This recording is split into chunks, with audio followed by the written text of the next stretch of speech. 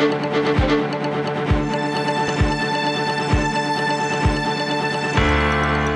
the heart of Yerevan to all corners of the world, this is CivilNet's Daily News Digest for Thursday, October 24th. I'm Paul Chaderjian. And I'm Maria Titizian. In today's digest, it looked like a pre-football match rally, but where was the meeting of the minds behind a protest and counter-protest on the streets of downtown Yerevan?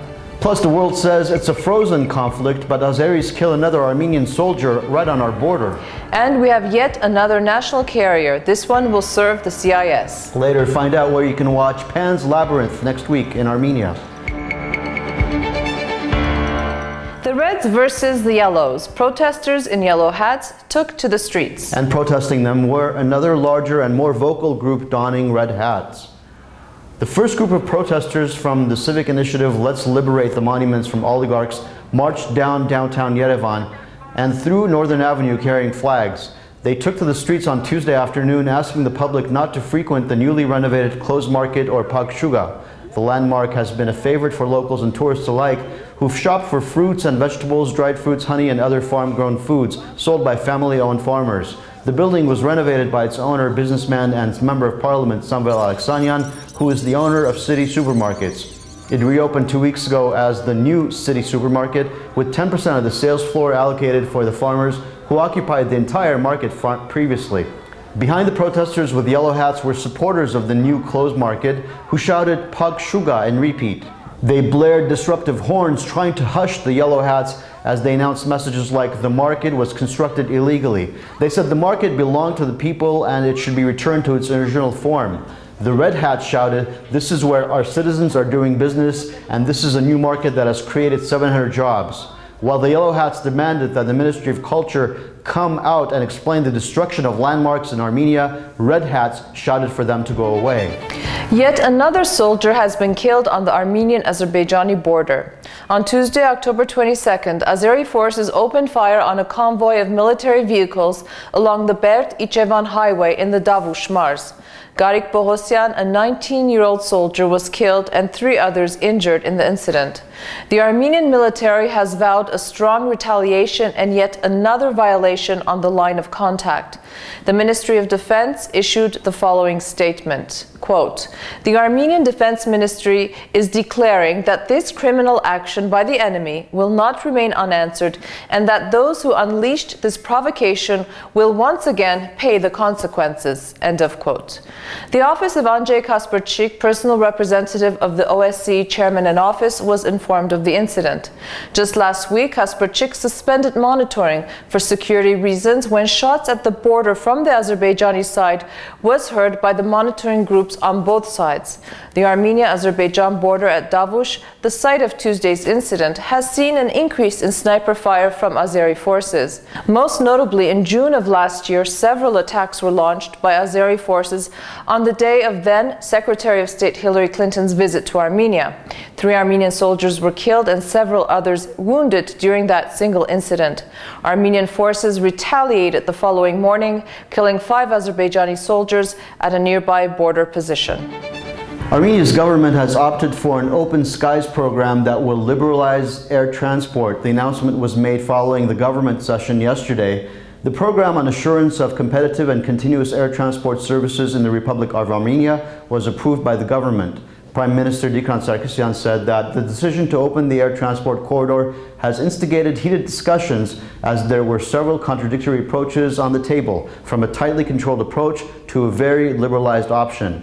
The National Competitiveness Foundation of the Republic of Armenia will work with the American global management consulting firm McKinsey & Company to develop a strategy for the airline sector. According to the Prime Minister, the liberalization of Armenia's air transport will contribute to GDP growth, create new jobs, and spur competition among different air carriers, leading to a decrease in ticket prices for customers. And Armenia's new air national carrier, Air Armenia, is in business. The company began as a cargo carrier and offered chartered flights 10 years ago, and this week it began passenger flights with an inaugural flight from Moscow to Yerevan. On the inaugural flight was also a bride-to-be coming to Armenia for her wedding. It has been more than 6 months since Armavia, the previous national carrier, grounded its fleet and stopped all flights after filing for bankruptcy. Several national carriers were asked to participate in the bid by the country's Civil Aviation Board to be the national carrier. Air Armenia was granted a year-long license to fly passengers. The primary markets the airliner will initially serve are airports in the Commonwealth of Independent States, including Moscow, Sochi, Rostov-on-the-Don, and St. Petersburg. The airliner is owned by Vahan Harchunian, whose brother is the former Minister of Justice, David Harchunian. A co-owner is Arsen Avedian, who was the executive director of the first post-independent state-owned carrier, Armenian Airways. Two other national carriers will be named. The second will serve Europe, and the third will serve the Middle East. We learned yesterday that the Speaker of the National Assembly, after consulting with the faction leaders of Parliament, introduced two new regulations regarding the composition and activities of parliamentary delegations to international parliamentary organizations, and also a regulation that determines how those delegations are defined or determined. Henceforth, the Speaker of the National Assembly will decide the proportional balance of those factions, the parliamentarians and their substitutes in the parliamentarian groups that will be included in those delegations. Basically, as a result, the opposition Heritage Party has been denied a place on the delegation to the Parliamentary Assembly of the Council of Europe, or PACE. We'd like to remind our viewers that the newly elected leader of the Heritage Party faction in Parliament, Zauri Postanjian, had asked President Sarkisyan if it was true that he had lost 70 million euros in a European casino when the president was delivering a speech at PACE on October 2nd. Some are seeing this action as a payback to Postanjian, who was criticized for airing the country's dirty laundry in Europe.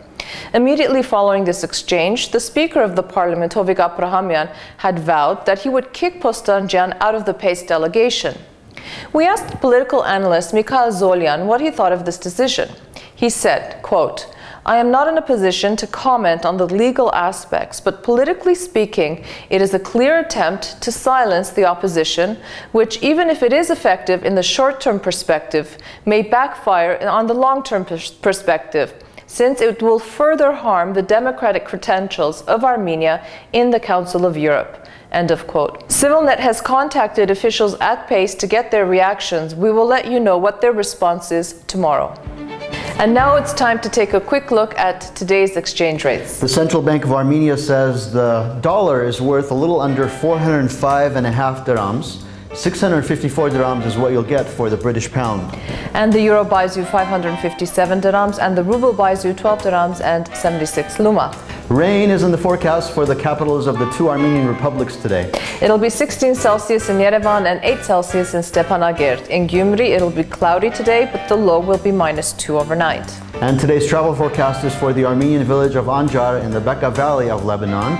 It'll be sunny with a high of 21 and overnight low of 14.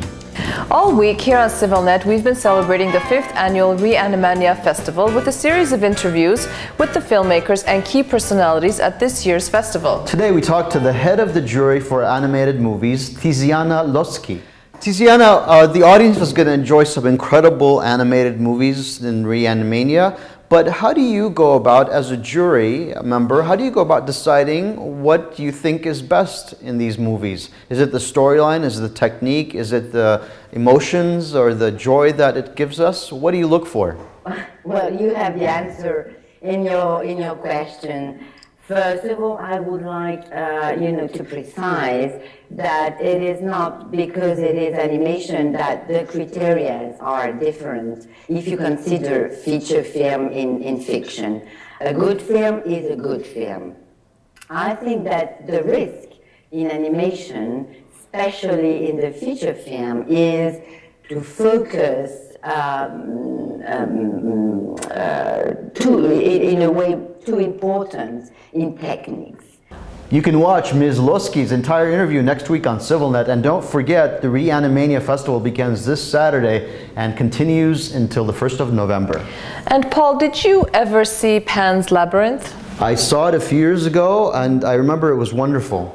Well, you'll have a chance to see it again on Monday night right here in Yerevan, and here's a clip. In a dark time, when hope was bleak, there lived a young girl whose only escape was in a legend that wanted her back. The 2007 Guillermo del Toro film is about a real and a fantasy world and a mysterious creature. It sounds like the perfect movie for Halloween.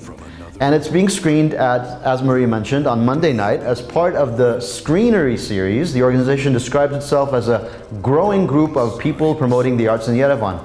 Joining us earlier on the balcony to talk to us was Leslie Diaz, one of the organizers. Basically every Monday, we try to alternate between Mondays and Wednesdays. We just show films, have artist exhibitions, quite short, but in any case it's all as a means to promote arts in Yerevan. And also Armine Anda, who is a writer and a filmmaker, will be reading portions from her book in Armenian, which is entitled Inhabitants of Anki Muir. Sounds like a great night. Pan's Labyrinth and a reading. That's right. That is our digest for this Thursday. Thank you for watching. We want to hear from you. Our email address is english@civilnet.am.